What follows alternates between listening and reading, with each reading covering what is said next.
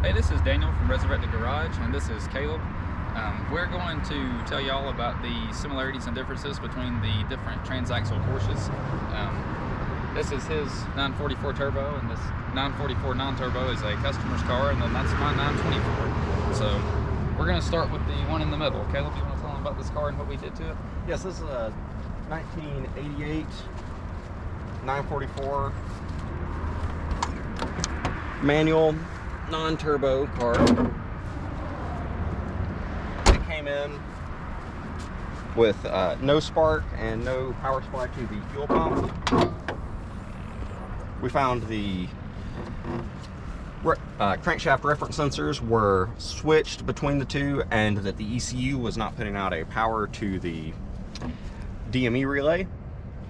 So we wired in a aftermarket relay just to get power to the fuel pump and get the car running and driving again. Other than that, the car cranks up and runs just fine now, and should be good to go pending some other minor maintenance. We're going to do an under-hood comparison between the three cars. The 924 has the 2-liter Audi engine. It's CIS injected. It runs and does what it's supposed to do. It's a little underpowered, but it works. I can't complain about it. You want to show them those two? Right, and then in the early 80s, Porsche decided to build their own version of the 4-cylinder engine.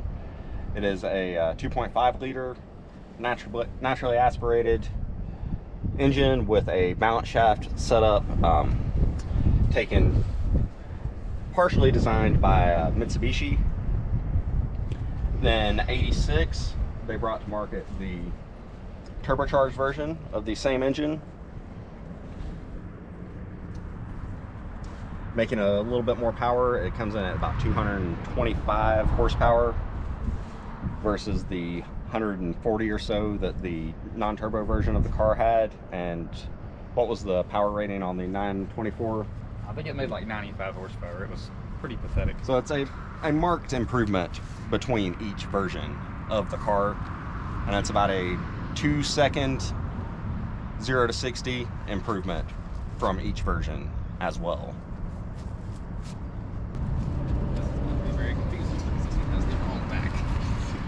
So this one is the 924, and it does have the 944 hatch on there for all you people that are going to be like, that's not a 24. It's a weird one. Yeah, well, that's why it has the 944 hatch. Okay, let's move on.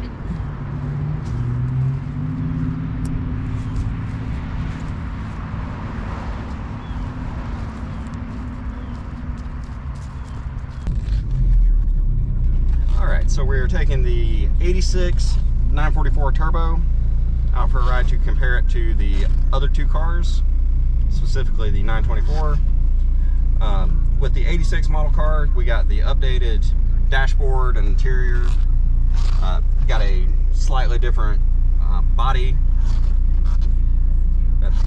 For these cars, you got things like fender liners and more Porsche-esque components.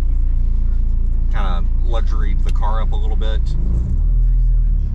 whereas the earlier cars were more 924-ish, which was a more Volkswagen design.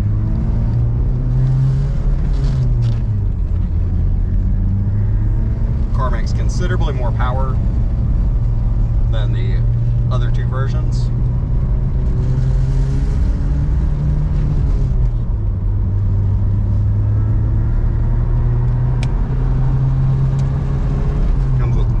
Nice electric amenities, electric sunroof, power windows, power seats.